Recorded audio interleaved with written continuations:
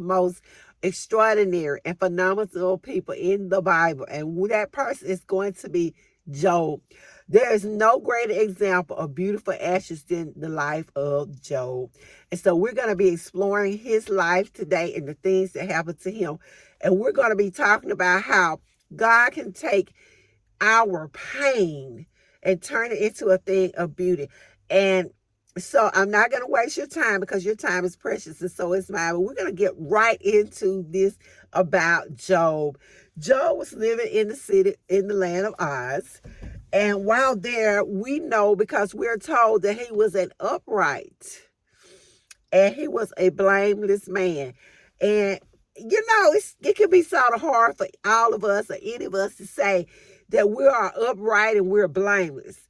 Let's be honest. We have all sinned and fallen short of the glory of God. And if you think you're without sin, stop and do a check because you are confused.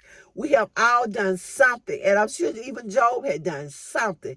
But God said before him he was blameless and upright. And we know how the story goes, that the angels, the sons of God had come together and they were out there and Satan shows up in the midst. And he said, God asked, where you coming from?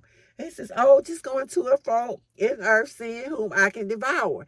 And God brings up Job's name. Job was not asking for trouble. Job was not doing anything to bring about what he's about to experience. And we know he goes through a trial, a test that lasts for, we're not sure how long, but at least 45 days and at the most about 2 years. No one is quite sure. But we know he goes through some suffering. And it's because God brings up his name. It's because God tells Satan that, hey, I got a man that you need to try because he loves me. He's blameless. He's upright. He's a wonderful guy. God is bragging on him. And because God brags on him, Satan said, oh, yeah, he's serving you because you're being so good to him. But once you take all the blessings away, you got to see how he will serve you. He's going to not serve you. He's going to leave you. He's just doing that because he wants what you're giving him because you're being good to him. And we all know the story. Job loses everything that he has. He loses all of his livestock. He loses his money. He loses everything. His wife even comes to him and tells him to curse God and die. Remember, he's even lost his 10 children. He's lost his 7 boys and 3 daughters. Everything is gone. His wife, we don't know what happens to her. We do know that she tells Job to curse God and die. We know later on, Job, when he is restored, does get 10 children back, but we don't know from who. So in essence, he's lost his wife, and he even makes a statement that she can go basically be with someone else and go be with someone that can be a benefit to her. But, and I can't remember the exact scripture, so please don't get me because I don't tell you exactly where it was. But we don't know what happens to her. But we know that, she has left him basically too. And when you think about how things are for many people or us in general, a lot of times when we become sick, then we really find out who our friends are. We really find out how people feel about us because after we have gone through a sickness for a long time, some of those friends are going to begin to fall away. Some of those people who started out with us will leave us because they don't want to still be around. They don't want to continually look at us and see those sores, and they don't want to hear that coughing, and they don't want to hear that, oh, I feel bad today, or they don't want to hear about your headache, or they don't want to hear about your back hurting, or they don't want to hear any of those things, or how depressed you are. They have zoned out, and so they are gone. Job is left basically alone. He does have some friends to come out to visit him, but they are not really giving him any actual encouragement. They actually say things they shouldn't say. How many times have we had friends who have made us feel worse instead of better? Matter of fact, drop it in the comments below because we know that sometimes people don't understand what we're going through. And we all have to go through it one time or another. They don't understand why we're experiencing what we're experiencing. And Job, eventually, Satan is allowed to even attack his body because he says flesh for flesh. He said, let me just touch his body. He said, a man would do anything for his life. God tells him, okay, you can touch his body, but you can't kill him. And so He suffers, and Job, in essence, then goes and sits in the ashes.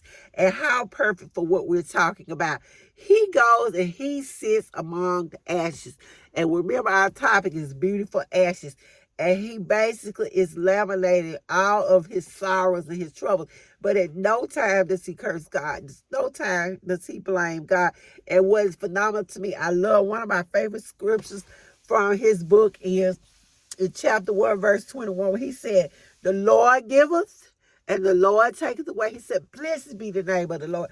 So in spite of everything that he had that he now does not have, he says, God's name is to be blessed.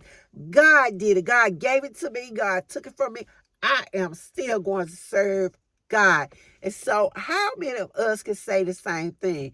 Job exemplifies what it means to find beauty among the ashes, because even though he's sitting there, these scabs and these bars, all these things, all of his body, he's still praising God. He is still cognizant of the fact, cognizant of the fact that God is the ultimate.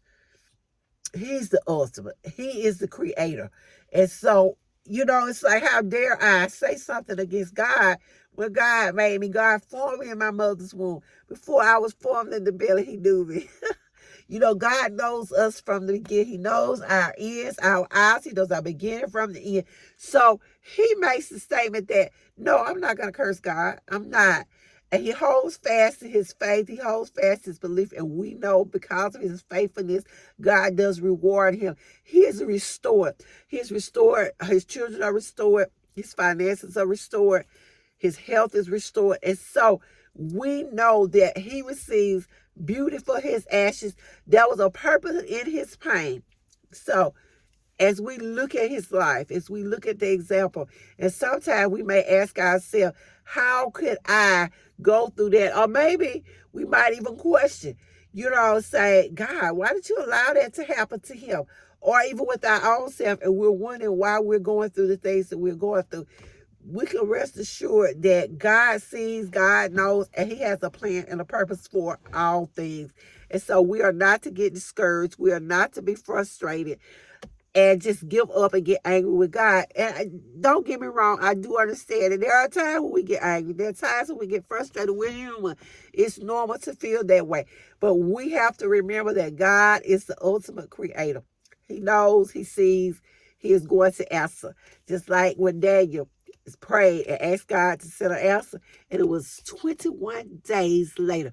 But he said he sent the answer from the first moment in which he had prayed, but the angel of the air, he was withheld for 21 days. Sometimes our answer is held up. Sometimes we're being tested by God, and we have to just have patience.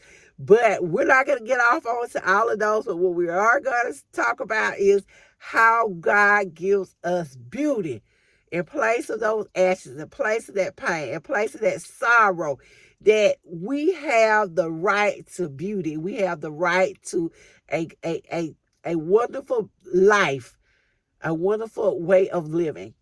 And our key to that is praise and faith. So, guys, I thank you so much for listening. This has been LaWanda with 2 Cute Life Lessons. And I will see you guys in the next video.